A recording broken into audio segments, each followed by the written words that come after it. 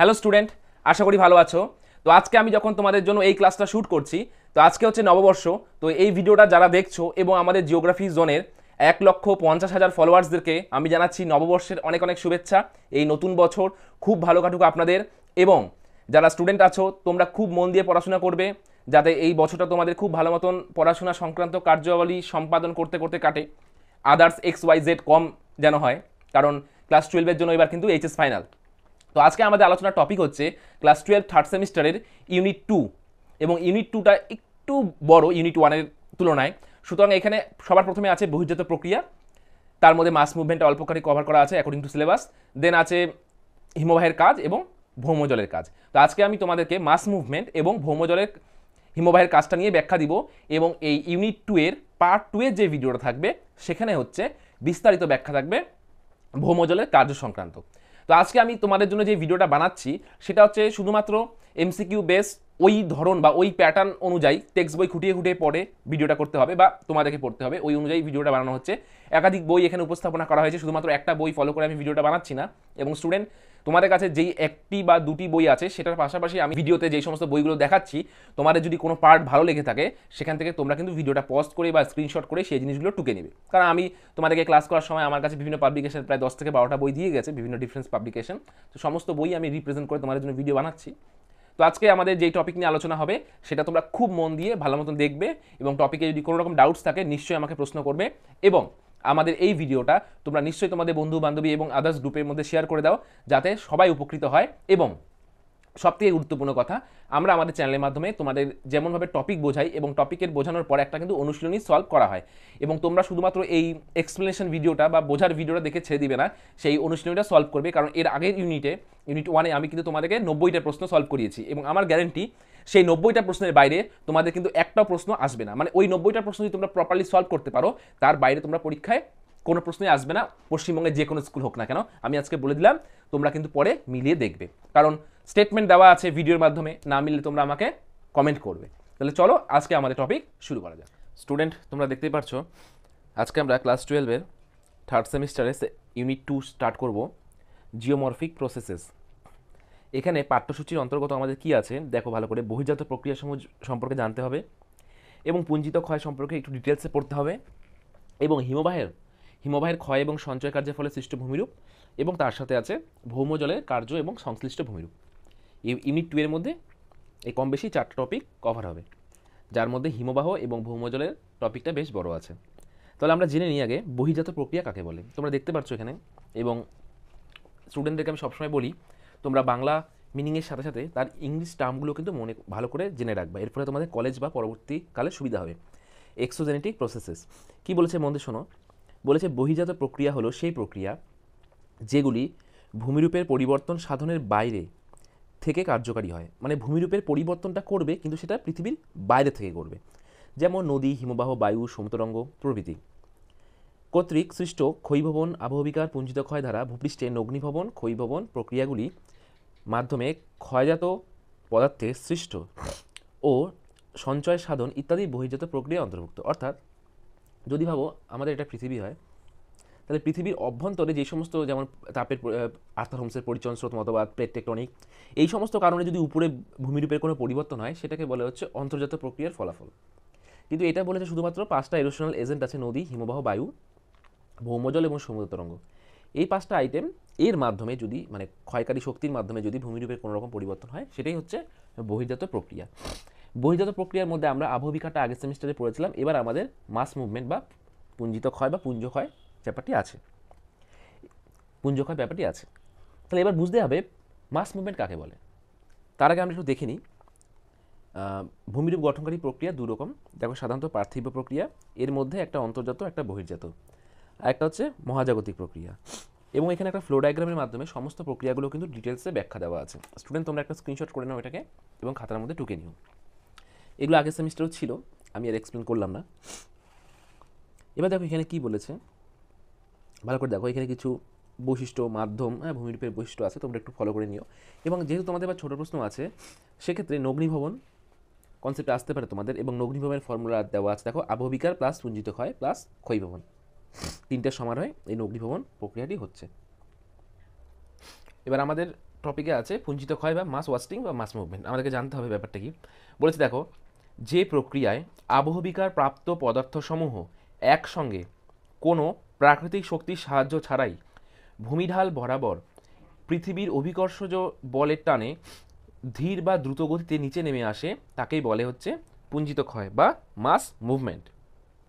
এখানে একটা ডায়াগ্রামের মাধ্যমে মাস মুভমেন্টের ব্যাপারটা খুব ক্লিয়ারভাবে তোমাদেরকে বোঝানো হচ্ছে। দেখো, এটা হচ্ছে ভাবো ভূমির ঢাল, ঠিক আছে, এবং এখানে সেই পদার্থটা আছে, সেটা হতে পারে আবহবিকারগ্রস্ত কোনো পদার্থ, সেটা ঢালে থাকতে হতে হবে, হ্যাঁ। এবং দেখো এই পদার্থটা এখানে যে আছে, একে কিন্তু একটা এর নিচ বরাবর একটা কিন্তু অভিকর্ষজ বল একে টানছে, তাই কি না? এবং এই পদার্থের সেন্টার বরাবর একটা আছে, এটা স্বাভাবিক বল, এবং ঢালের জন্য একটা যে কোণ সৃষ্টি হচ্ছে তার জন্য কিন্তু এখানে একটা নিম্নমুখী বল হচ্ছে। এবার এই পদার্থটার যখন এই অভিকর্ষজ বল, এই যে বলটা আছে যেটা নিচে ফোর্স করছে এবং এই পাশে যে ফোর্স করছে, এই দুটো বলের তুলনায় যখন এই বলটা বেশি হবে তখন কিন্তু এই পদার্থটা মুভ করবে, ঠিক আছে। ইংলিশে শেয়ার স্ট্রেন্থ এবং শেয়ার স্ট্রেস বলে একটা কনসেপ্ট আছে, খুবই ইন্টারেস্টিং, সেটাই এখানে বাংলায় ব্যাখ্যা দেওয়া আছে। এবার দেখো, পুঞ্জিত ক্ষয়ের একটা প্রাকৃতিক কারণ, একটা হচ্ছে মনুষ্য সৃষ্ট কারণ। প্রাকৃতিক কারণের মধ্যে পরোক্ষ এবং সক্রিয়। পরোক্ষর মধ্যে দেখে নাও কারণগুলো লেখা আছে এখানে, তোমরা ভিডিওটাকে পজ করে লিখে নিও। আর সক্রিয় কারণের মধ্যে মানে ডাইরেক্ট কারণ, এর কারণে হয় কি হচ্ছে প্রবল বৃষ্টিপাত, ভূ আলোড়নজনিত কারণ, ঠিক আছে, এবং মানুষের বিভিন্ন জীবিকার বিভিন্ন রকম অ্যান্থ্রোপোজেনিক অ্যাক্টিভিটির জন্য কিন্তু এই সমস্ত মাস মুভমেন্ট হয়ে থাকে, এটা একটা কারণের মধ্যে পড়ে। এবার খুব গুরুত্বপূর্ণ, যেটা তোমাদের পরীক্ষায় প্রশ্ন আসার চান্স আছে খুবই, বলেছে পুঞ্জিত ক্ষয় শ্রেণী বিভাগ। দেখো আমরা কি বুঝলাম বা পড়লাম যে একটা ঢাল থাকবে, সেই ঢালে আবহবিকারগ্রস্ত পদার্থ যখন ঢাল অনুযায়ী এবং অভিকর্ষের টান অনুযায়ী নিচের দিকে নেমে আসবে, এবং এই যে নিচের দিকে নেমে আসছে কোনো ঢাল বরাবর কোনো পদার্থ, সেটা কিন্তু তিন ভাগে হতে পারে। একটা বলেছে ধীরগতি প্রবাহ, একটা বলেছে দ্রুত প্রবাহ, আর একটা বলেছে ধস। এই তিনটে টাইপস আছে। এবং ধীরগতি প্রবাহের মধ্যে কি আছে দেখো, মৃত্তিকা বিসর্পণ, ট্যালাস, আর একটা হচ্ছে সোয়ালিফাকশন। আর একটা কি বলেছে দ্রুতর মধ্যে মৃত্তিকা প্রবাহ এবং কর্দম প্রবাহ। দেন ধসে কি আছে দেখে নাও, ব্লক গ্লাইড, স্ল্যাম এবং প্রপাত। তো এই এই যে এখানে 3, 3, 6, 7, 8টা টপিক আমরা পড়লাম, এই 8টা টপিক কিন্তু আমাদেরকে একটু ডিটেলসে বুঝতে বা জানতে হবে। কি বলেছে মন দিয়ে দেখো, বলেছে অভিকর্ষের টানে ক্ষয়প্রাপ্ত আলগা দ্রব্য ও মৃত্তিকা ধীর গতিতে পাহাড়ের গা বেয়ে নিচের দিকে নেমে আসে, যাকে মৃত্তিকা বিসর্পণ বা সয়েল ক্রিপিং বলে। এর অর্থ কি? এর অর্থ হচ্ছে ভাবো পাহাড়ের ঢাল, ঠিক আছে, এই পাহাড়ের ঢালে ক্ষয়প্রাপ্ত বা আলগা পদার্থগুলো যখন খুব ধীরে ধীরে নিচের দিকে নেমে আসে তখন তাকে কি বলে, সয়েল ক্রিপিং। এখানে কি বলেছে দেখো, বলেছে ক্রান্তীয় ও নাতিশীতোষ্ণ অঞ্চলে মৃত্তিকা বিসর্পণ লক্ষিত হয়। এই সয়েল ক্রিপিং নিয়ে আমার একটা ফিল্ড ইনভেস্টিগেশন বানানো আছে, মানে আমি ফিল্ড ইনভেস্টিগেশন সিরিজে কী করি, বিভিন্ন ভৌগোলিক ঘটনাগুলো বাস্তবে গিয়ে প্রত্যক্ষ করি এবং তোমাদেরকে এক্সপ্লেন করি, সেটা আমি তোমাদের একটা ডেসক্রিপশনে লিঙ্ক দিয়ে দেবো, তোমরা দেখে নিবে। এখানে খুব একটা ইন্টারেস্টিং একটা উদাহরণ দিয়েছে, তোমরা মন দিয়ে দেখো ব্যাপারটা। উদাহরণ মানে তুমি কোনো জায়গায় সয়েল ক্রিপিং হচ্ছে কিনা সেটা বুঝবে কীভাবে, কারণ তুমি তাকিয়ে আছো এবং মৃত্তিকা নেমে যাচ্ছে, এটা কিন্তু দেখতে পারবে না এই প্রবাহতে, কারণ এটা ধীর গতির প্রবাহ, তাই না। এবং দেখো কি লিখেছে, বলেছে যেমন তারের বেড়ার খুঁটি বা টেলিগ্রাফের খুঁটি বা ল্যাম্পপোস্ট বা বৃক্ষকাণ্ড পাহাড়ের গায়ে নিচের দিকে ঝুঁকে থাকলে এবং ওপরে ক্ষয়প্রাপ্ত দ্রব্য জমা হওয়ায় পাথরের দেওয়াল কাত হয়ে পড়লে প্রভৃতি। এটা বলেছে উদাহরণ, তুমি বুঝতে পারবে ওই জায়গাতে মৃত্তিকা বিসর্পণ হচ্ছে কিনা। দেখো এখানে ছবিতে দেখো ভালো করে, এই টোটাল জায়গাটা আস্তে আস্তে নিচে মুভ করছে, যার ফলে দেখো এই যে ল্যাম্পপোস্ট একটা আছে, এই যে ল্যাম্পপোস্ট একটা আছে, এই ল্যাম্পপোস্টটা দেখো একটু বেঁকে গিয়েছে। এবং পাহাড়ের গাছগুলো কী হয় ভাবো, এটা পাহাড়ের ঢাল, ঠিক আছে, গাছ কীরকম হতে হবে কথা, এরকম একদম স্ট্রেট হবে, তাই না গাছ, কিন্তু যেখানে সয়েল ক্রিপিং হয় সেখানে গাছগুলো এইরকম থাকে, এইরকম হয়ে যায়, দেখে নাও ভালো করে দেখে নাও, ঠিক আছে। তুমি বুঝতে পারবে যে এখানে এরিয়াতে মাস মুভমেন্ট হচ্ছে, সয়েল ক্রিপিং, এই এরিয়াটা নেমে যাচ্ছে। এটা সবথেকে বেস্ট এক্সাম্পল আমাদের সেবকের করোনেশন ব্রিজের আশেপাশে পার্শ্ববর্তী অঞ্চল, তুমি এটা বেস্ট দেখতে পারবে, ওই টোটাল অঞ্চলটা আস্তে আস্তে নিচের দিকে নেমে যাচ্ছে, যেহেতু নবীন ভঙ্গিল পর্বত, এখন সয়েল ক্রিপিং হচ্ছে প্রচুর পরিমাণে। এছাড়া তুমি অন্যান্য জায়গাতেও দেখতে পারবে, খুবই ইন্টারেস্টিং একটা জিনিস, জিওগ্রাফির প্রত্যেকটা জিনিস তুমি ফিল্ডে দেখতে পারবে। এবার কি বলেছে, ট্যালাস বিসর্পণ, ভালো করে দেখো তোমরা কি বলেছে, ঢাল বরাবর ট্যালাস বা স্ক্রি এর চলনকে ট্যালাস বিসর্পণ বলে। ব্যাপারটা বুঝতে হবে, শীতল অঞ্চলে তুষারের ক্রিয়ার মাধ্যমে উদ্ভূত বিভিন্ন আকৃতির শিলাখণ্ড ঢালের ওপর অবস্থান করলে তাকে স্ক্রি বা ট্যালাস বলে। ভালো করে বোঝো কি বলেছে, শীতল অঞ্চলে তুষারের ক্রিয়ার মাধ্যমে বা হিমবাহের কার্যের ফলে বা তুষারের কার্যের ফলে উৎপন্ন বা সৃষ্ট বিভিন্ন আকৃতির শিলাখণ্ড, বিভিন্ন রকম ছোট বড় বিভিন্ন রকম শিলাখণ্ড থাকে, তাদেরকে কি বলে? ট্যালাস বলে। এই সমস্ত ট্যালাস পর্বতের পাদদেশীয় অঞ্চলে মানে নিচের দিকে অঞ্চলে সঞ্চিত হয়ে শঙ্কু আকারে যে ভূমিরূপ গঠন করে তাকে ট্যালাস শঙ্কু বলে। মানে ভাবো পাহাড়ের চূড়ো থেকে বরফের কার্যের ফলে বা হিমবাহের কার্যের ফলে যে টুকরো টুকরো খণ্ডগুলো নিচের দিকে নেমে আসে তাকেই ট্যালাস বিসর্পণ বলে। এরপরে কি বলেছে? শিলা বিসর্পণ বলেছে ঢাল বরাবর শিলাখণ্ডের এককভাবে চলনকে, ঢাল আছে দেখো, ঢাল আছে, শিলাখণ্ডগুলো উপর থেকে নিচে টুকটুক করে নামছে, তা একে বলা হয় কি? শিলা বিসর্পণ। এক্ষেত্রে অপেক্ষাকৃত বড় আকৃতির শিলাখণ্ডগুলি পর্বতের গা বরাবর নিচের দিকে নেমে আসে। এটা গাত্র আছে, আমি গা বললাম, ঠিক আছে, গা বরাবর নিচের দিকে নেমে আসে। পৃষ্ঠস্তরের শিলাখণ্ডগুলি নেমে আসে বলে এই প্রক্রিয়াকে পৃষ্ঠীয় শিলা বিসর্পণ বলে। এটা তোমরা পড়ে নিবা। এবার যেহেতু তোমাদের এমসিকিউ টাইপ, ঠিক আছে, আমি এর ডিটেলসে যাচ্ছি না ব্যাখ্যাতে, তাও আমি সয়েল ক্রিপিংটা ডিটেলসে বললাম তোমাদের, কিন্তু এগুলো কলেজ লেভেলে বা যদি পুরোনো সিলেবাস থাকতো বর্ণনামূলক, বা তোমাদের যখন আমি 4th সেমিস্টারে পড়াবো তখন কিন্তু পড়ানোর স্টাইলটা একটু অন্যরকম হবে। এবার কি বলেছে? বলেছে শিলা ও হিমবাহ বিসর্পণ। কি বলেছে? হিমবাহের প্রভাবে বিচ্ছিন্ন এবং বিভিন্ন টুকরো টুকরো শিলাখণ্ডগুলি যখন ঢাল বরাবর নিচের দিকে নেমে আসে তখন তাকে শিলা হিমবাহ বিসর্পণ বলে। মানে এখানে শিলাও আছে এবং হিমবাহের কাজ আছে, দুটোর ফলে। দেখো এখানে উদাহরণ দেওয়া আছে, খুব সুন্দর একটা ছবি আছে। এই নীল কালারটা কি আছে দেখো, এটা হিমবাহ, ঠিক আছে।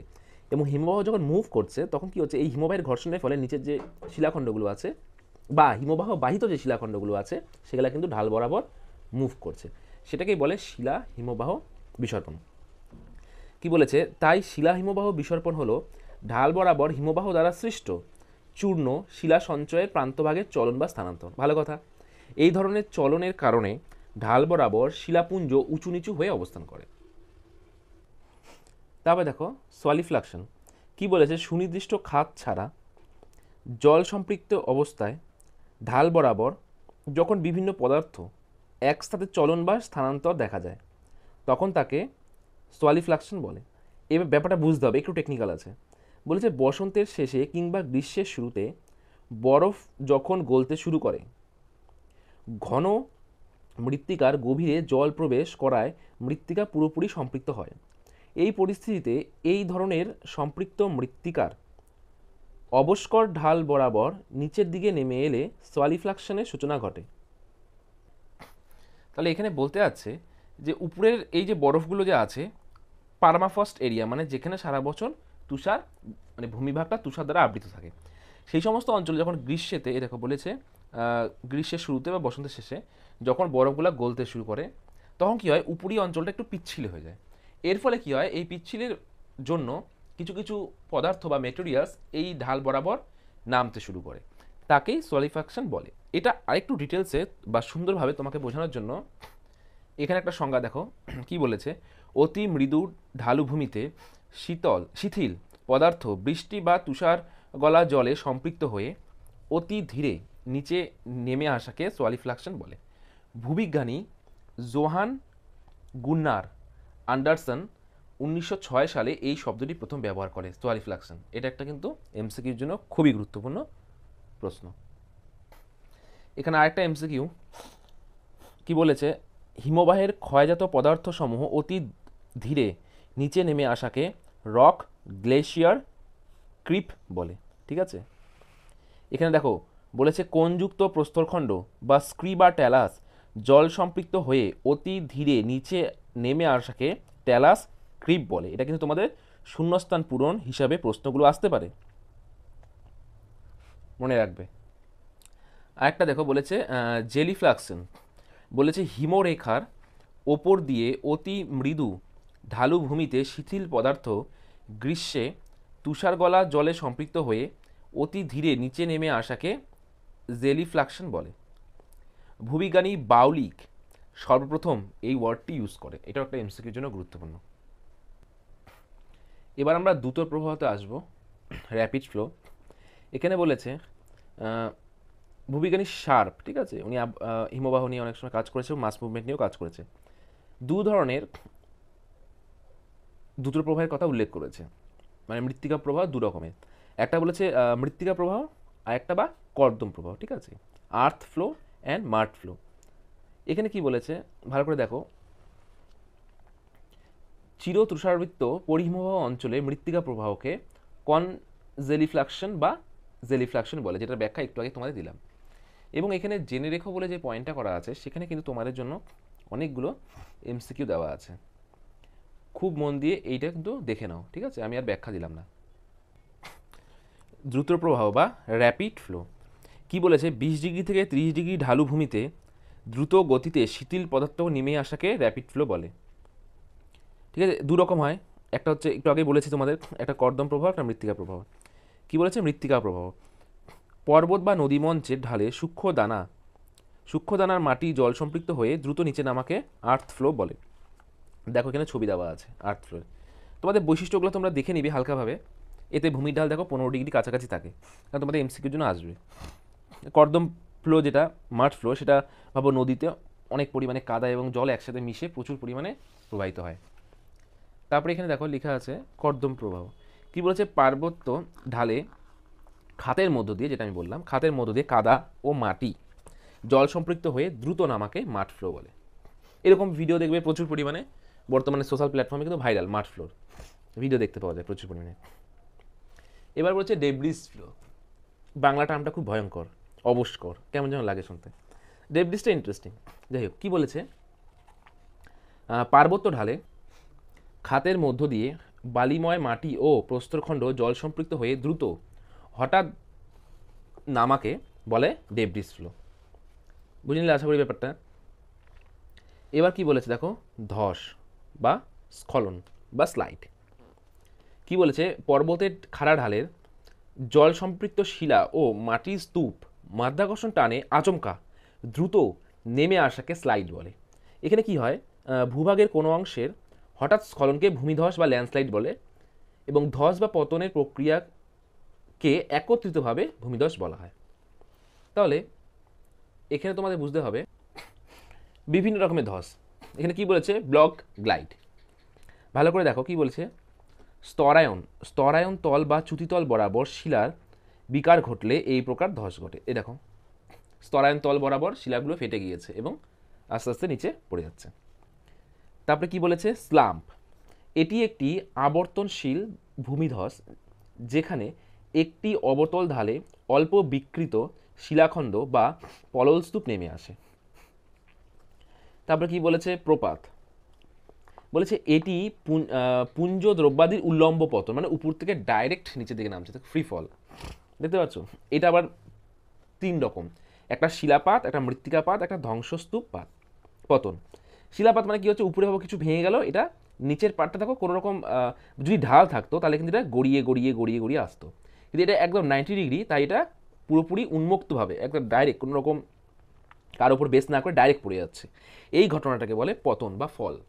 সেমভাবে মৃত্তিকাও যদি এরকম খাড়া ঢাল বরাবর নিচের দিকে নেমে আসে তখন তাকে আর্থ ফল বলে। একটু আগে পড়েছিলাম আর্থ ফ্লো, ফ্লো মানে প্রবাহ, আর ফল মানে পড়ে যাচ্ছে, পতন। সেমভাবে ডেব্রিস ফল কি বলেছে, উপরে আলোচিত এই দ্রব্যাদি সহকারে যদি উদ্ভিদ, ঘরবাড়ি, গাড়ি প্রভৃতি উপর থেকে যদি নিচে ফ্রি ফল হয় তখন তাকে আমরা কি বলবো, ডেব্রিস ফল। ঠিক আছে, এবং জেনে রেখো পয়েন্টে কিন্তু এখানে কিছু ইন্টারেস্টিং তথ্য দেওয়া আছে এবং এখানে কয়েকটা প্রশ্ন করা আছে, সেটার অ্যান্সার কিন্তু তোমরা নিজেরা করো। এতক্ষণ আমি যা পড়ালাম তার মধ্যেই কিন্তু এই প্রশ্নগুলো আছে, দেখি তোমরা কয়জন ঠিকঠাক বলতে পারো। এখানে দেখো এই যে টপলস বলে যে প্রসেসটা আছে, এটা খুব গুরুত্বপূর্ণ, তাই তোমার দেখাচ্ছি। বলেছে যে সকল স্থানে শিলার স্তরায়ন্তল ও দারণ পার্বত্য ঢালে প্রায় সমান্তরালে অবস্থান করে এবং সেখানে শিলাখণ্ডগুলি বাইরের দিকে আবর্তিত হয় ও দারণের সংযোগস্থল থেকে নিম্ন ঢালে সঞ্চারিত হয়, এই সকল শিলাখণ্ডকে টপলস বলে। উল্লেখযোগ্য যে ব্যাসাল, ডোলেরাইট, স্লেট, সিস্ট প্রভৃতি শিলায় টপলস বেশি ঘটে। 1982 সালে সেলভি এই ধরনের পুঞ্জিত ক্ষয়ের কথা প্রথম বলে। এই সেলভি নামে যে জিওমরফোলজিস্ট আছে, ইনি যথেষ্ট ফেমাস একজন ব্যক্তি। তোমরা যখন কলেজ অথবা ইউনিভার্সিটিতে উঠবে তখন ইনার নাম অনেক পাবে। ইনার একটা বই আছে জিওমরফোলজির, আর্থ চেঞ্জিং সারফেস। ঠিক আছে, আর একটা আছে হিল স্লোপ ডেভেলপমেন্ট। এই দুটো বই হচ্ছে জিওমরফোলজির হচ্ছে একটা সম্পদ বা রিসোর্স, মানে অসাধারণ একটি বই। ঠিক আছে, তোমরা এটা কলেজ বা ইউনিভার্সিটি লেভেলে এই বইটা তোমাদের পড়তে হবে। এবার আমরা হিমবাহ সংক্রান্ত কিছু পরিভাষা পড়ব এবং এর ফলে সৃষ্ট ভূমিরূপগুলি বিস্তারিত ব্যাখ্যা জানার চেষ্টা করব আমাদের এমসিকিউ সিলেবাসের প্যাটার্ন অনুযায়ী। বড় প্রশ্ন বা ডেসক্রিপটিভ থাকলে একটু অন্যরকম হতো স্টাইলটা ক্লাসের, যেহেতু সিলেবাস যেরকম সেই অনুযায়ী ক্লাসটা হবে। কি বলেছে সংজ্ঞা, মানে হিমবাহ কাকে বলে আমাকে জানতে হবে আগে। বলেছে হিমবাহকে বরফের নদী বলা হয়। খুব সুন্দর একটা লাইন বোঝানোর জন্য। তোমরা সবাই নদী দেখেছো স্টুডেন্ট, ক্লাস 12 যারা আছো, কিন্তু তোমরা কিন্তু সবাই কিন্তু হিমবাহ দেখোনি, বা 10 জনের মধ্যে 2 জন, ঠিক আছে, বা 10 জনের মধ্যে 1 জন। তাহলে তুমি কল্পনা করো যে বরফের নদী, তুমি তোমার বাড়ির সামনে একটা নদী দেখলে এবং সেটা ভাবো পুরোটাই বরফ হয়ে গিয়েছে, কেমন লাগবে দেখতে? সেম ওই রকমই হয় হচ্ছে হিমবাহ। আশা করি বুঝতে পারলে ব্যাপারটা। এবার বলছে বিশাল পরিমাণে জমাট বাঁধা বরফ মাধ্যাকর্ষণের প্রভাবে ভূপৃষ্ঠের ঢাল বেয়ে অতি ধীর গতিতে, বলছে দিনে মাত্র কয়েক সেন্টিমিটার, যখন নেমে আসে বা অগ্রসর হয় তখন একেই হিমবাহ বলে। আশা করি তোমরা বুঝতে পারলে হিমবাহ কাকে বলে। এবার বলেছে হিমবাহের উৎপত্তি কীভাবে হয়। ভালো কথা, উৎপত্তিটা তো জানতে হবে। বলেছে তুষারপাত হয়, ঠিক আছে, ভালো কথা। আলগা তুষার জমাট বাঁধে, ওকে।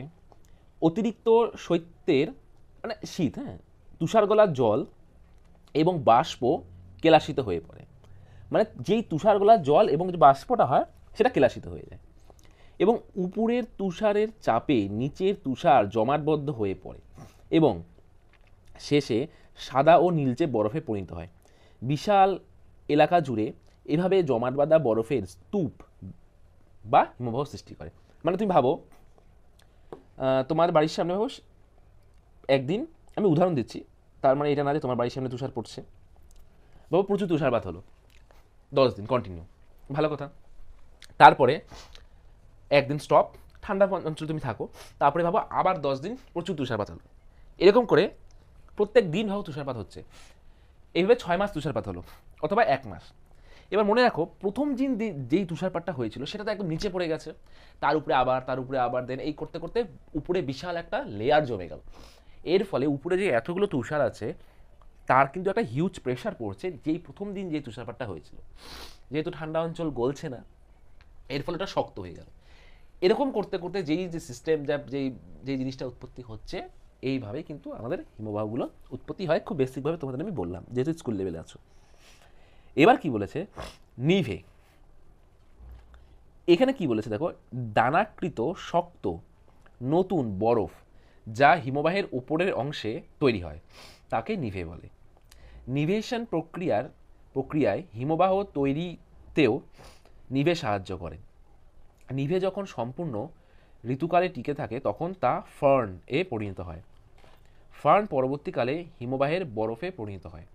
তাহলে এখানে নিভে এবং ফার্ন এই দুটো কিন্তু খুবই গুরুত্বপূর্ণ একটা টপিক। ফার্ন বলতে তোমাদের সেই গাছপালাকে বুঝো না আবার যে ফার্ন গাছ হয়ে থাকে, সেটা না। এখানে কি বলেছে দেখো, বলে দিয়েছে ফার্ন কাকে বলে।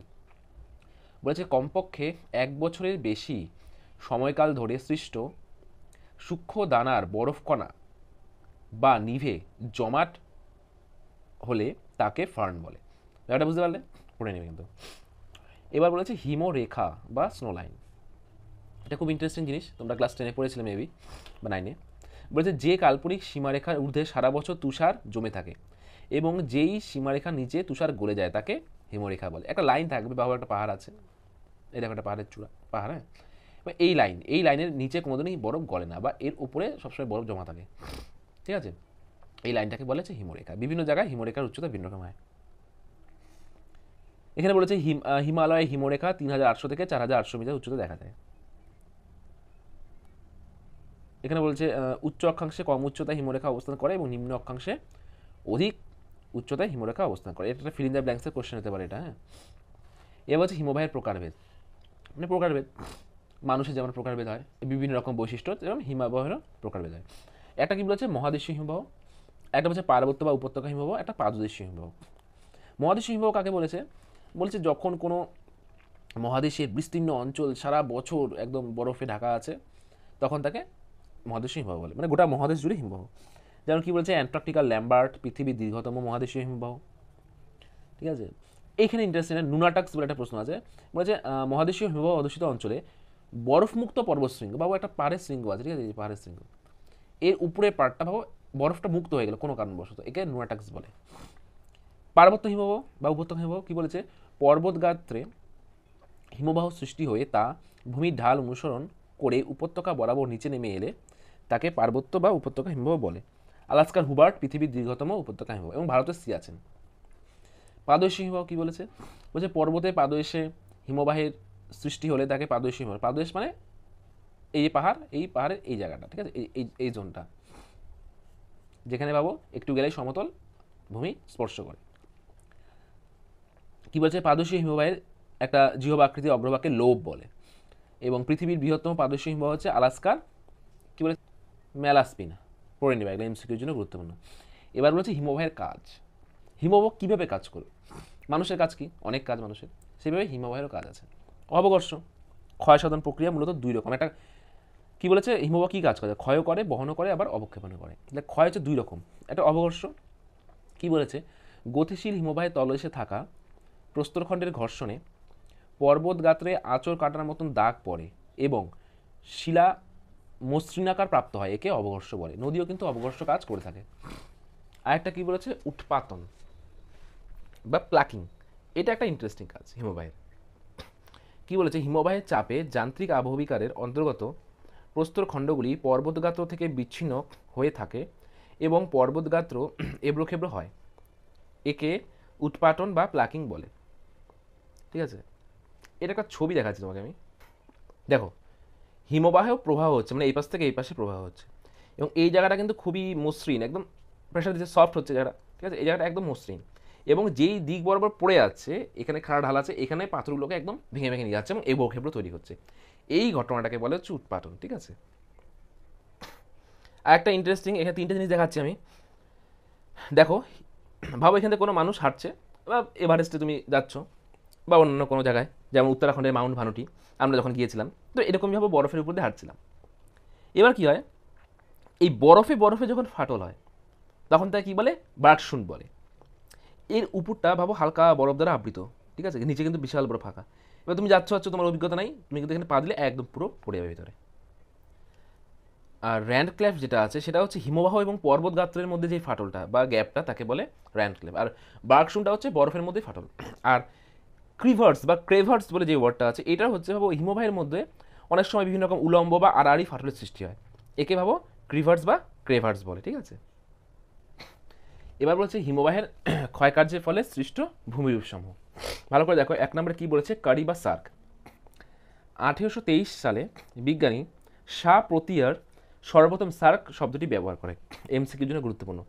কি বলেছে? পার্বত্য হিমবাহের ক্ষয়কার্যের ফলে উঁচু পার্বতগাত্রে হাতলবিহীন ডেক চেয়ারের মতন যে গর্ত বিশিষ্ট ভূমিরূপ সৃষ্টি হয় তাকে সার্ক বা কারি বলে।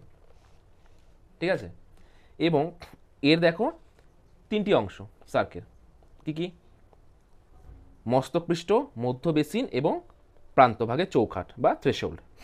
প্রকারভেদ সার্ক বা কারি বলেছে এটি চার রকম। একটা হচ্ছে সরল, একটা যৌগিক, একটা নিভেশন, একটা ঝুলন্ত। উদাহরণ দিয়েছে কি? অ্যান্টার্কটিকার ওয়ালকাট সার্ক পৃথিবীর বৃহত্তম ও গভীরতম সার্ক। এবার দেখো, খুব ইন্টারেস্টিং একটা জিনিস, সার্কের বিভিন্ন নাম। ঠিক আছে, দেখো ফ্রান্সে একে সার্ক বলে, স্কটল্যান্ডে কারি, জার্মানিতে কার। এই নামগুলো তোমরা একটা পজ করে লিখে নাও খাতার মধ্যে। এবার আমরা ছবি দিয়ে বুঝি কি বলেছে। এ দেখো, এখানে সার্ক বা কারি আছে, একটা পাবো এখানে জমেছে পর্বতের চূড়ো। ঠিক আছে, এবার এটা একটা এরকম ত্রিভুজ আকৃতি ভূমিরূপ। এবার এই জায়গাটায় বরফ জমেছে, বরফ জমে জমে জমে নিচে যখন নেমে যাচ্ছে, যখন হিমবাহ রূপে যখন এটা নামছে, প্রচুর প্রেশার দিচ্ছে এই জায়গাতে। এই দেখো এই সিস্টেমটা, এখানে আমি যেটা বলছি এটা এখানে, এটা একটা সাইড। ঠিক আছে, যখন এরা জমে গিয়ে যখন নিচের দিকে চলে যাচ্ছে, ক্ষয় করছে, এই দেখো ক্ষয় করে যে ডাউন একটা এরিয়া তৈরি করলো, একেই বলে সার্ক বা কারি। ভালো কথা, কিন্তু এই পাশে এবং এই পাশে ক্ষয় করছে, কিন্তু মিডিলটা কিন্তু দাঁড়িয়ে আছে। ঠিক আছে, করাতে দাঁতের মতো নাকি বলে, এটাকে তখন বলা হচ্ছে এরিটি। এবং উপরে যে শৃঙ্গটা থাকে তাকে বলে পিরামিড চূড়া বা হর্ন। ঠিক আছে, এই যে আমি এখানে যে ব্যাখ্যা দিলাম, এটা কিন্তু সাইড ব্যাখ্যাটাই হয়ে দেওয়া আছে। দেখো এডিটির সংজ্ঞা কি বলেছে, ভালো করে দেখো। পাশাপাশি অবস্থিত দুটি সার্কের মধ্যবর্তী তীক্ষ্ণ প্রাচীরকে হিমশিরা বা অ্যারেটে বা এরিটি বলে। আমাদের কারাকোরামে প্রচুর এরিটি দেখা যায়। উৎপত্তি কীভাবে হয়? পাশাপাশি অবস্থিত দুটি সার্কের মধ্যবর্তী বিভাজিকা রূপে উৎপাটন প্রক্রিয়ায় একটা উঁচু শিলা বা হিমশিলা দেখা যায়। ঠিক আছে, আশা করি বুঝতে পারলে। পিরামিড চূড়া একটু আগে বললাম, 3-4টে সার্ক চারিদিক দিয়ে মিলিত হলে তাদের মাঝখানে যে মিলন বিন্দু বা একটা শার্প জায়গা তাকেই বলে হচ্ছে পিরামিড চূড়া। যেমন আমাদের সুইজারল্যান্ডের ম্যাটারহর্ন, ঠিক আছে, আমাদের ভারতের বদ্রীনাথের কাছে নীলকণ্ঠ। এবার কি বলেছে, কর্তৃত্ব শৈলশিরা। দেখে নাও কীভাবে আছে ছবিটা, কর্তৃত্ব শৈলশিরা। সংজ্ঞাতে কী বলেছে, পার্বত্য উপত্যকায় নেমে আসা পর্বতের অভিক্ষিপ্তাংশ হিমবাহ দ্বারা ক্ষয়প্রাপ্ত হলে তাকে কর্তৃত্ব শৈলশিরা বলে বা পলকাটা বলে। একটা উৎপত্তি আছে, কীভাবে আছে দেখে নাও। এবার বলছে হিমদ্রোণী, এটা খুব গুরুত্বপূর্ণ একটা জিনিস, ঠিক আছে। বলছে হিমবাহের ক্ষয়কার্যের ফলে ইংরেজিতে ইউ আকৃতির যে উপত্যকার সৃষ্টি হয় তাকে হিমদ্রোণী বলে। খুব সহজ একটা সংজ্ঞা। উৎপত্তি বলেছে কোনো উপত্যকার মধ্য দিয়ে হিমবাহ প্রবাহিত হওয়ার সময় পার্শ্বক্ষয় ও নিম্নক্ষয় একই রকম হওয়ায় মসৃণ খাড়াই পার্শ্বদেশ এবং প্রশস্ত তলদেশ সৃষ্টি হয়, যা ইউ আকৃতি। যদি নদী কাজ করে তাহলে কিন্তু ভি আকৃতি হয়, আর হিমবাহ কাজ করলে ইউ আকৃতি হয়। মার্কিন যুক্তরাষ্ট্রের সেন্ট মেরি নদীর অধ্যুষিত মন্টানা হিমবাহ জাতীয় উদ্যান, ঠিক আছে। নামটা ইন্টারেস্টিং না, মন্টানা। উইলিয়াম শেক্সপিয়ারে কোনো এক ড্রামা, মেবি ম্যাকবেথ অথবা ওথেলো বা অন্য একটাতে, এই মন্টানো বলে একটা ক্যারেক্টার ছিল, ঠিক আছে। একটা লোকের নাম মন্টানো বা মন্টানা, ঠিক আছে, ডেসডিমোনা। ভুলে গেছি ব্যাপারগুলো, যাই হোক এটা দেখে আমার মনে পড়লো উইলিয়াম শেক্সপিয়ারের সেই একটা চরিত্রের কথা। এখানে কিছু এমসিকিউ আছে, শর্ট কোশ্চেন, তোমরা দেখে নাও স্টুডেন্ট। এবার আমরা দেখবো হচ্ছে ঝুলন্ত উপত্যকা। দেখবো মানে আমরা সত্যিকার তো দেখবো না, পড়বো। কি বলেছে, পার্বত্য হিমবাহের প্রবাহ পথে অসংখ্য ছোট ছোট হিমবাহ এসে প্রধান হিমবাহে মিলিত হয় এবং হিমবাহগুলি গ্রীষ্মকালে অপসারিত হলে মনে হয় ছোট ছোট হিমবাহগুলি যেন প্রধান হিমবাহের ওপর ঝুলন্ত অবস্থায় আছে। খুব সুন্দর একটা সংজ্ঞা, একে ঝুলন্ত উপত্যকা বলে। উৎপত্তি, প্রধান হিমবাহের বরফের পরিমাণ বেশি হওয়ায় ক্ষয় বেশি হয়, কিন্তু উপহিমবাহ ক্ষয় কম হয়, আকৃতিতেও ছোট হয়, ফলে উপহিমবাহগুলি পরে ঝুলন্ত অবস্থা থাকে। বদ্রীনাথের কাছে ঋষিগঙ্গা উপত্যকা, এটা বুঝি এবার। হ্যাঁ, কী বলেছে দেখো, এটা হচ্ছে প্রধান হিমবাহ আর এটা হচ্ছে ভাবো উপহিমবাহ। এবার ভাবো এইখানটা প্রচুর ক্ষয় করে, অনেকটা ডাউন হয়, জায়গাটা ডিপ হয়, এবং এখানে যখন হিমবাহটা, এবং এ আর এর উচ্চতা কিন্তু প্রায় সেম। এ হচ্ছে অনেক বড় এরিয়া নিয়ে আছে, তাই এ ডিপ ক্ষয় করছে, আর এরা ভাবো ছোটো ছোটো জায়গায় আছে, অল্প ক্ষয় করছে। পরবর্তীতে কী হয়, যখন এই হিমবাহটা গলে যায় বা সরে যায়, তখন এইগুলো কিন্তু উপর থেকে ধাপ করে নিচে পড়ে, মানে জলপ্রপাত, তাই না। তো এই ঘটনাটাকেই বলে ঝুলন্ত উপত্যকা। তখন মনে হয় দেখে যে এরা ঝুলে আছে, এই ঘটনাটাকেই ঝুলন্ত উপত্যকা বলা হয়। এখানে একটা ছবি দেখো, এটা হচ্ছে প্রধান হিমবাহ উপত্যকা। এই দেখো সাইড থেকে আরও অনেকগুলো উপত্যকা আছে, দেখো এখানেও সার্ক আছে, কারি আছে, এরিটি আছে, ঠিক আছে, এটা ঝুলন্ত উপত্যকা। এটা বলেছে রসে মোতানে, বলেছে 1804 খ্রিস্টাব্দে ভূবিজ্ঞানী সসার, কি ভয়ঙ্কর ভয়ঙ্কর নাম না, তাও তোমাদের কোনো একটা বন্ধুর নাম থাকলো সসার, কেমন লাগবে শুনতে, সর্বপ্রথম রসে মোতানে শব্দটি ব্যবহার করে। কি বলেছে, এটা অনেকটা ওই যে প্লাকিং বা উৎপাটন ক্ষয় যেরকম ছিল ওইরকম, যেমন যেই পাশ দিয়ে হিমবাহ যাচ্ছে এখানে অবঘর্ষ ক্ষয় হচ্ছে, মসৃণ হচ্ছে, আর এই পাশটা উৎপাদন ক্ষয় বা অনুবাদ ঢাল, এটা প্রতিবাদ, এটা অনুবাদ, এরপরে একটা এবড়োখেবড়ো ভূমিরূপ তৈরি হচ্ছে। পরবর্তীকালে ভাবো এখানে হিমবাহ নেই, একটা এরকম একটা পাহাড়ের ঢাল, যার এক পাশটা স্মুথ আর এক পাশটা এরকম এবড়োখেবড়ো। এই ঘটনা, এইটাকে বলে হচ্ছে তোমার রসে মোতানে। আমাদের ঝিলাম উপত্যকায়, আমাদের কাশ্মীরের ঝিলাম উপত্যকায় প্রচুর পরিমাণে রসে মোতানে দেখা যায়। এখানে একটা ইন্টারেস্টিং জিনিস আমি বলি, এটা দেখো ইউশেপ ভ্যালি, ঠিক আছে, এখানে প্রচুর কারি হ্রদ আছে, দেখতে পাচ্ছ, প্রচুর কারি হ্রদ, ঠিক আছে। একে অনেক সময় মুক্তোর মালার মতন মনে হয়, দূরের থেকে দেখলে অনেকে বলে থাকে যে মুক্তোর মালা, এখানে সাদা সাদা সাদা পুঁতির মতন হ্রদ হয়ে আছে। এটা হচ্ছে প্যাটার্ন স্টান হ্রদ, এটাকে বলে, ঠিক আছে, এটা ইউশেপ ভ্যালির মধ্যে হয়। এই প্যাটার্ন স্টার হ্রদ থেকে মনে আসলো যে লাস্ট টাইম যখন আমাদের এসএলএসটি হয়েছিল, SLST মেবি 2000, হ্যাঁ মেবি না সত্যি 2016 সালে নিয়োগ হয়েছে। যে সমস্ত শিক্ষকরা এখন, মানে আমরা এমন একটা রাজ্যে বসবাস করি যেখানে টিচারদেরকে, মানে পিএইচডি হোল্ডার টিচার বা এমএ পাস করা টিচারদেরকে একটা সামান্য 8-9 পাস করা মানুষ পিটাচ্ছে, লাথি মারছে, আরও নেগেটিভ কাজ হচ্ছে।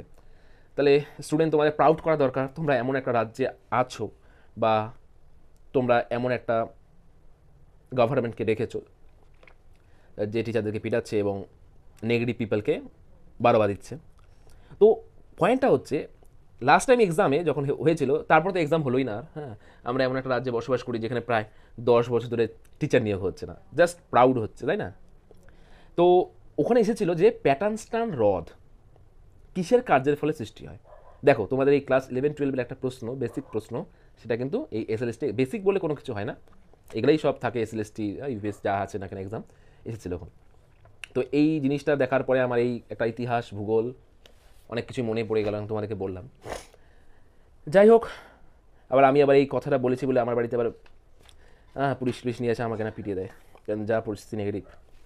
যাই হোক, শুরু করি, আবার টপিকে ফিরে আসি। আমি কিন্তু অফলাইন ক্লাসে বেশ গল্প টল্প করি কিন্তু স্টুডেন্টদের সাথে, ঠিক আছে, কিন্তু অনলাইন ক্লাসে আমি গল্প করি না একদমই। গল্প মানে জিওগ্রাফিক টপিক রিলেটেড গল্প। এভাবে আমি একটা গল্প করছি, হ্যাঁ, কোনো ইনফ্লুয়েন্সার কী করলো, আমার ওই পার্টটাকে ক্রপ করে কোথায় কীভাবে অ্যাড করে লাগিয়ে দিল, বুঝতেই পারছো। যেমন রাজীব গান্ধী বলেছিল যে এটা কখনোই সম্ভব না যে আমরা একটা মেশিনের একটা জায়গা দিয়ে আলু ইনপুট করব এবং আরেক পাশ দিয়ে ওই মেশিনটা আমাকে সোনা বের করে দিবে। উনি বলেছিল এরকম বাস্তবে কোনো সম্ভব না, কিন্তু আমাদের ইনফ্লুয়েন্সাররা কী করেছে, ওটাকে ক্রপ করে এমনভাবে দেখালো যে উনি বলেছেন এক পাশ দিয়ে আমরা আলু প্রবেশ করাবো, আরেক পাশ দিয়ে সোনা বেরিয়ে আসবে। সরি, ওটা রাহুল গান্ধী হবে, রাজীব গান্ধী হবে না। যাই হোক, আবার টপিকে ফিরে আসি। হ্যাঁ, কী বলেছে, হ্যাঁ, টিলা বা পুচ্ছ, ক্র্যাগ অ্যান্ড টেল। এখানে কী হয় ভাবো, হিমবাহ প্রবাহিত হচ্ছে, হিমবাহ প্রবাহ পথে হঠাৎ করে একটা শক্ত শিলা এসে দাঁড়িয়ে পড়লো, ঠিক আছে, হঠাৎ করে তো আসবে না, ভাবো এখানে একটা শক্ত শিলা আছে, তাহলে কি হয়, এখানে কি হচ্ছে ভাবো, হিমবাহ ক্ষয় করতে করতে এই জায়গাটা এসে স্টপ হয়ে গেল, এখানে ক্ষয় করলো এত দূর পর্যন্ত, এই জায়গায় কিন্তু আর ক্ষয় করতে পারছে না। দেখো, হিমবাহের প্রবাহ পথ, কঠিন শিলা আসলো ক্র্যাক, এবং এর পরে যে লম্বা যে অঞ্চলটা পড়ে আছে কোমল শিলা গঠিত, একে বলে টেল। কি বলেছে দেখো, হিমবাহের প্রবাহ পথে ঢিবির মতন অপেক্ষাকৃত কঠিন শিলা এবং পশ্চাৎ দেশে মৃদু ভূভাগ বিশিষ্ট ক্ষয়ীভূত কোমল শিলাকে যথাক্রমে ক্র্যাগ এবং টেল বলে। এটা কিছু উদাহরণ আছে, তোমরা পড়ে নিবা, এবং এখানে কিছু এমসিকিউ দেওয়া আছে, ছোট প্রশ্নের জন্য খুব গুরুত্বপূর্ণ। এবার বলছে ফিয়র্ড। কি বলেছে, উচ্চ অক্ষাংশে সমুদ্রপৃষ্ঠ অপেক্ষা গভীর জলমগ্ন উপকূলীয় হিমবাহ উপত্যকাকে ফিয়র্ড বলে। উদাহরণ এবং উৎপত্তি কি বলেছে, মহাদেশীয় হিমবাহ উপকূলভাগ পর্যন্ত বিস্তৃত থাকে এবং উপকূলভাগের হিমবাহ ক্ষয়ের ফলে হিমবাহ উপত্যকা ক্ষয়প্রাপ্ত হয়ে সমুদ্রপৃষ্ঠের নিচে অবস্থান করে, পরে হিমবাহ সরে গেলে এই গভীর উপত্যকা জলমগ্ন হয়। এটা একটা ইন্টারেস্টিং ঘটনা। মনে রাখবা, নরওয়েকে ফিয়র্ডের দেশ বলা হয়, প্রচুর ফিয়র্ড দেখা যায় সেখানে। পেজ নাম্বার 22-এ কিছু জেনে রেখোতে এমসিকিউ দেওয়া আছে, ছোটো প্রশ্ন, তোমরা কিন্তু এটা ভালো করে তৈরি করে নিবে। এবার আমরা আসবো হচ্ছে সঞ্চয়িত ভূমিরূপে। সবার প্রথমে আসছে আমাদের গ্রাবরেখা, ঠিক আছে। তাহলে গ্রাবরেখা জিনিসটা কি, ভালো করে দেখো। বলেছে পার্বত্য অঞ্চল থেকে বিচ্ছিন্ন ও ক্ষয়প্রাপ্ত শিলাখণ্ড হিমবাহের দুপাশে, মাঝে ও সামনে স্তূপাকারে সঞ্চিত হয়ে নিম্ন দিকে প্রবাহিত হতে থাকে, এই শিলাস্তূপকে গ্রাবরেখা বলে। মানে হিমবাহের সাইডে দুই পাশে যে বিভিন্ন দিকে হয়, হ্যাঁ, এই দেখো, এই যে হিমবাহ ফ্লো হচ্ছে সাইডে, মিডিলে, পাশে, উপরে বিভিন্ন রকম শিলাখণ্ড যখন জমে যায় তখন তাকে গ্রাবরেখা বলে। এটা কিন্তু বিভিন্ন রকম হয়, দেখো, পাশে সঞ্চিত হলে পার্শ্ব, হ্যাঁ, মিডলে হলে মধ্য, ভূমিতে মানে মাটির নিচের দিকে হলে ভূমি গ্রাবরেখা, আবদ্ধ গ্রাবরেখা, তলদেশ গ্রাবরেখা, এটা পড়বে নেবে তোমরা, ঠিক আছে। অবিন্যস্ত মানে এদিকে ছড়িয়ে ছিটিয়ে থাকলে। এবার হচ্ছে আগামুখ। কি বলেছে, এটা হচ্ছে পার্বত্য উপত্যকায় সৃষ্ট হিমবাহ সৃষ্ট সঞ্চিত ভূমিরূপ। এটা বলেছে হিমবাহ অধ্যুষিত নিম্নভূমিতে এবং পর্বতের পাদদেশে সঞ্চয়িত ভূমিরূপ। আগামুখ কি বলেছে, হৈমবাহিক অবক্ষেপের সঙ্গে আনা প্রস্তরখণ্ড বা শিলাখণ্ডের সঙ্গে স্থানীয় শিলাসমূহের মিল নেই, সেই শিলাখণ্ড যখন একটি বিস্তীর্ণ অঞ্চলে অবস্থান করে তখন তাকে আগামুখ বা এরাটিক বলে। বোল্ডার, ক্লে ও টিল বলেছে হিমবাহের বরফ গলে গেলে পর্বতের পাদদেশে ইতস্ততভাবে যে কাদাযুক্ত এবং বোল্ডার সহ অবক্ষেপ ঘটে তাকে বলে বোল্ডার ক্লে। ড্রামলিন, ঠিক আছে, কি বলেছে দেখো, হিমবাহ প্রবাহের অভিমুখে সারিবদ্ধভাবে ক্ষুদ্র ক্ষুদ্র উত্তল ভূমিরূপ একত্রে বা ছাড়া ছাড়াভাবে গড়ে উঠতে দেখা যায়। দেখো বলেছেন হিমবাহ বাহিত বিভিন্ন আকারের পাথরখণ্ড, নুড়ি, বালি, কাদা পর্বতের পাদদেশে নিম্নভূমিতে একসঙ্গে সঞ্চিত হয়ে উল্টানো নৌকা বা ডিমের আকৃতির যে টিলা ইতস্ততভাবে ছড়িয়ে থাকে তাকে ড্রামলিন বলে। একে আবার ডিম ভর্তি ঝুড়ি উপত্যকা বলে, হ্যাঁ, ডিমের ঝুড়ি ভূমিরূপও বলা হয়। এই ড্রামলিন উপত্যকায়, ঠিক আছে। বাস্কেট অফ এগ টোপোগ্রাফি এমসিকিউর জন্য খুব গুরুত্বপূর্ণ। বাস্কেট অফ এগ টোপোগ্রাফি কাকে বলে? আমাদের ড্রামলিনকে বলে, ঠিক আছে। এগুলা আন্ডারলাইন করে নিবে। এবার বলেছে হিমবাহযুক্ত অঞ্চলে হিমবাহ এবং জলধারার ফলে যে সমস্ত ভূমিরূপগুলো তৈরি হয়। সবার প্রথমে কি আছে? এসকার্ক। বলেছে হিমবাহ বাহিত প্রস্তরখণ্ড ও বালি দ্বারা গঠিত আঁকাবাঁকা সংকীর্ণ শৈলশিরাকে এসকার্ক বলে। এগুলো সাধারণত বহির্বিহিত সঞ্চয়। কি বলেছে? কেটল ও কেটল হ্রদ। বলেছে বহির্বিধত সমভূমিতে অনেক সময় বরফের চাই বা টুকরো পড়ে থাকে, পরে বরফ গলে গেলে অংশটি গর্তরূপে থেকে যায়। এই রূপ গর্তকে কেটল বলে এবং এই বৃহদাকার কেটলে জল সঞ্চিত হলে তাকে কেটল হ্রদ বলে। কেম ও কেম সোপান। কি বলেছে? হিমবাহের শেষ প্রান্তে বরফ গলিত জলপ্রবাহে বালু, কর্দম ইত্যাদি সঞ্চিত হয়ে যে ত্রিকোণাকার ধাপ বা ঢিবির মতন সৃষ্টি করে একে কেম বলে। বহির্বিধত সমভূমি কি বলেছে? হিমবাহের প্রান্তভাগে যেখানে বরফ গলে জলাধার সৃষ্টি হয় সেখানে প্রস্তরখণ্ড, বালু, কাদা প্রভৃতি বহির্বিহত পদার্থ সঞ্চিত হয়ে যে সমভূমি গঠন করে তাকে বহির্বিহত সমভূমি বলে। ভালো করে দেখো, এটা হচ্ছে বহির্বিহত সমভূমি আছে। এখানে দেখো আবদ্ধ বরফ, পরবর্তীকালে বরফটা গলে গেল, বরফটা গলে যাওয়ার ফলে দেখো এটা এখানে কিন্তু মাটি দ্বারা সমভূমি, তাই না? এটা গর্তের মতন তৈরি হলো এবং এটা হচ্ছে রিয়েল ছবি। দেখো এরকম একটা সমভূমি আছে সুন্দর, তার মধ্যে এরকম গোল গোল গোল গর্ত। এটা হচ্ছে নব কেটেলের একটা সুন্দর ছবি। দেখতে পেলে ডায়াগ্রামে আমি ওখানে রিডিং করলাম, এখানে ডায়াগ্রাম দিয়ে বুঝিয়ে দিচ্ছি। আগামুখ দেখতে পাচ্ছ, দেখো শিলাগুলো এদিক ওদিক থেকে ছড়িয়ে ছিটিয়ে পড়ে আছে এবং এখানে দেখো সমস্ত কিছু একবারে দেওয়া আছে। এটা হচ্ছে বহির্বিধত সমভূমি। তার মধ্যে দেখো ড্রামলিনগুলো এভাবে আছে, এসকার্ক, ঠিক আছে, একটু শৈলশিলার মতন আছে এসকার্কগুলো, হ্যাঁ, কেটাল হ্রদ, প্রবাহমান নদী, ঠিক আছে। এভাবে তোমাকে একটু বুঝতে হবে ছবির মাধ্যমে। যে ভ্যালি ট্রেন, বহির্বিধত বালি, কাদা ইত্যাদি উপত্যকার নিম্নাংশে দীর্ঘ ও সংকীর্ণ অবয়বে প্রসারিত হলে অনেক সময় একে ভ্যালি ট্রেন বলে। এটা তোমরা একটু দেখে নিলে সংখ্যাটা কীরকম আছে। এই একটা ভ্যালি ট্রেনের ছবি দেওয়া আছে এখানে। এতে বরফগোলা জল বিনুনি আকারে নদীর মতন প্রবাহিত হয় ভ্যালি ট্রেনের মতো দিয়ে, দেখতে পাচ্ছ। নব আছে, এই যে কেটাল হ্রদগুলির মাঝে যে টিল পদার্থ সঞ্চিত হয়ে উঁচু ঢিবি গঠন করে তাকে কি বলে? নব। বহির্বিধত সমভূমিতে সৃষ্ট কেটাল হ্রদের তলদেশে স্তরে স্তরে সঞ্চিত হিম পলিকে ভার্ব বলে। ভার্বের স্তরগুলি এক একটা বছরকে নির্দেশ করে। এটা একটা খুব গুরুত্বপূর্ণ লাইন। এটা দিয়ে ক্লাইমেট চেঞ্জ, জলবায়ু পরিবর্তন রিলেটেড অনেক ডিটেলস জানা যায়। সুইডেন হ্রদে ভার্ব সঞ্চয় থেকে প্লিস্টোসিন উপযুগের বয়স গণনা করা সম্ভব হয়েছে।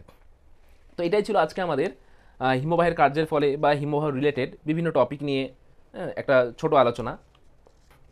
তোমাদের এমসিকিউ প্যাটার্ন মাথায় রেখে খুব শর্ট এক্সপ্লেনেশনের মাধ্যমে এটা করানো হয়েছে, বিস্তারিত ব্যাখ্যা দেওয়া হয়নি। তো তোমরা দেখে নিবে এবং কোনো জায়গায় কোনো রকম ডাউটস থাকলে আমার সাথে পরামর্শ নিবে। এবং এখানে কিছু আবার সেমভাবে দেখো কিছু প্রশ্ন দেওয়া আছে, এগুলো সলভ করার চেষ্টা করবে। এর পরের দিন আমি তোমাদেরকে, যেহেতু এই ইউনিট 2টা একটু বেশি বড়, একসাথে ভৌমজলটা করানো যাবে না, আমি পরের একটা পার্টে ইউনিট 2 সেকেন্ড পার্টে আমি ভৌমজলটা করাই দেবো। দেন তারপরে আমি একবারে তোমাদেরকে অনুশীলনীগুলো সলভ করে দেবো, ঠিক আছে। অনুশীলনীগুলো যে আমি সলভ করাই তোমাদেরকে, একবারে অনুশীলনীগুলো সলভ করে দেবো। তো আজকে এখানে অফ করলাম। যদি কোনো রকম সমস্যা থাকে বা ডাউটস থাকে নিশ্চয়ই মেসেজের মাধ্যমে যোগাযোগ করবে, কমেন্টস করবে, নিশ্চয়ই সাহায্য করবে। আজকে এখানে অফ করলাম। আবার শুক্রবারে সকাল 8:30 অথবা সোমবার সকাল 10টার সময় আমরা কিন্তু ক্লাস 12-এর ভিডিওগুলো পোস্ট করে থাকি। আর যেটা এমসিকিউ ভিডিও সেটা 6টার সময় পোস্ট হয়, সেটা রাতের দিকে 6টার সময় হয়। টাইমটা এখনও ফিক্সড হয়নি, ফিক্সড টাইম হলে আমি তোমাদের জানিয়ে দেবো। আজকে এখানে অফ করলাম তাহলে।